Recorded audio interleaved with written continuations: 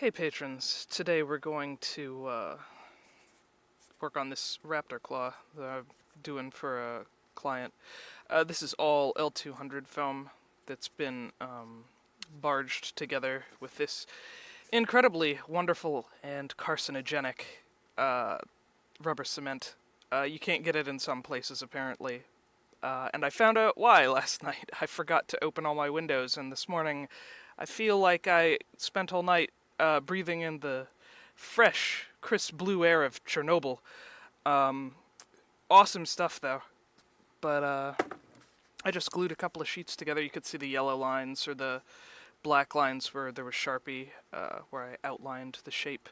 And then I used a Dremel to cut it down to shape and put some of these nice grooves in it and everything, which will come up a little bit more as we paint.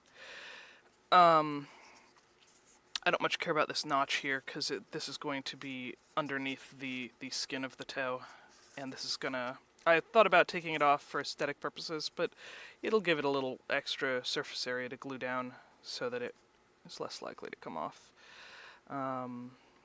So yeah, the problem with layering foam is that you'll end up with little tiny crevices.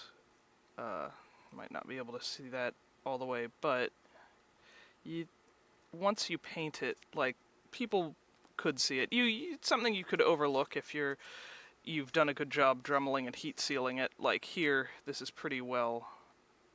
This was a line where they came together, but you can see that it's been dremeled and heat sealed together fairly well.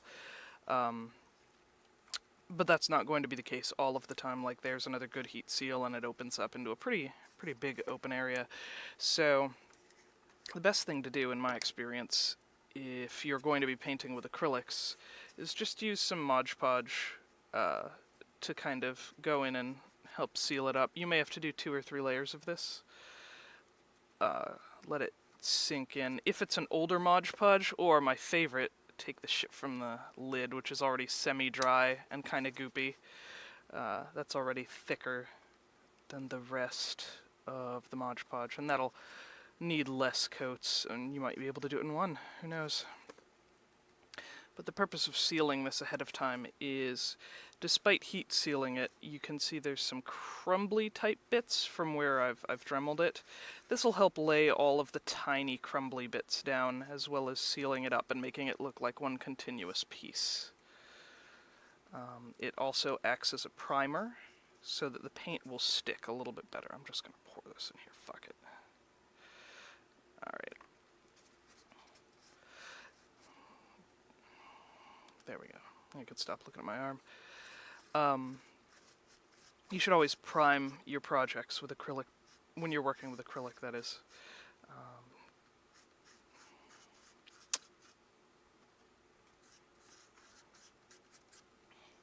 I don't know if I'm going to edit this video to make it a time-lapse or something. This is a pretty quick project, honestly. I'm just going to be dry brushing. This isn't going to be super time intensive.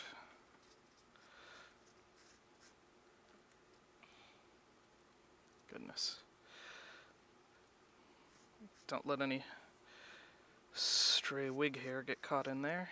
Or if you have faux fur in your workshop like I do, and cats, let any real or fake fur get caught in there.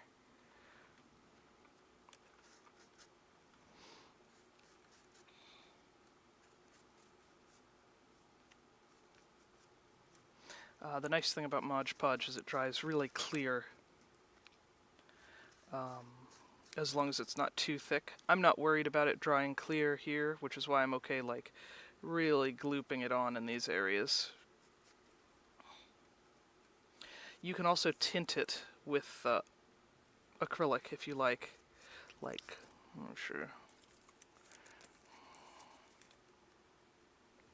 That's a bit dry.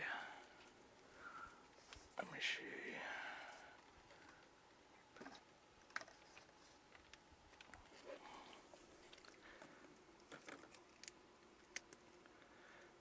Shoot some Van Dyke brown.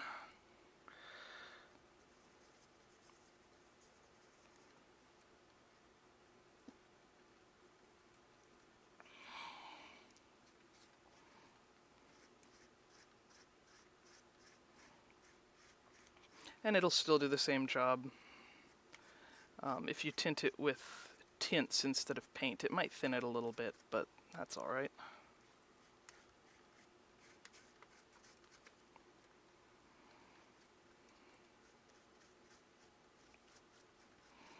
Tinting it, especially when you're going to go over and paint it after you're done, is a good way of making sure you have a good even coat, and it'll let you key in on whether or not you've covered up those little crevices between your pieces.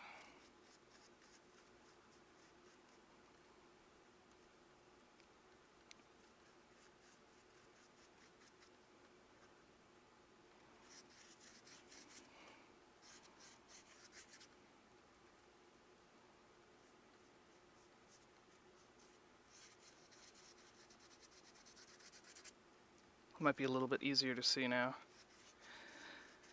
I don't know why I always feel like taking videos in the morning when the light is super bright, and I'm almost always working with white foam anyways. Sorry.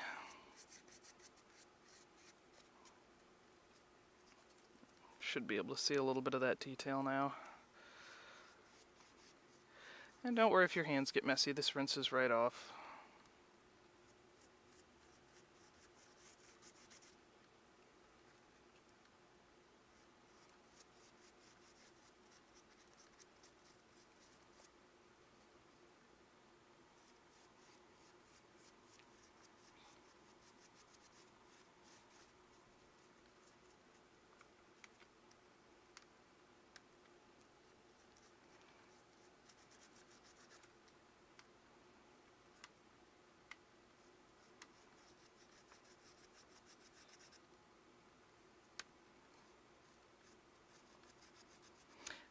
And once this dries, you can paint it by hand, like I'm going to do. You can airbrush it.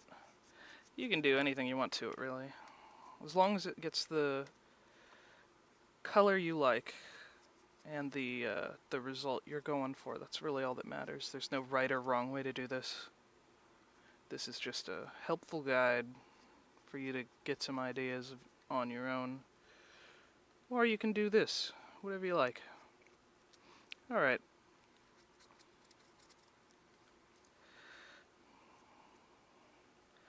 So now we've got a nice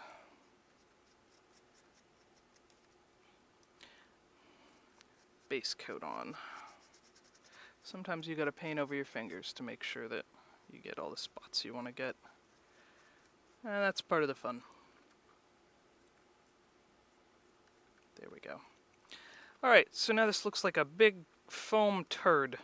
But once this dries, we're gonna lay in a base coat, and we're gonna lay in some highlights, and there it goes. There it goes. Shit. That's alright. Alright,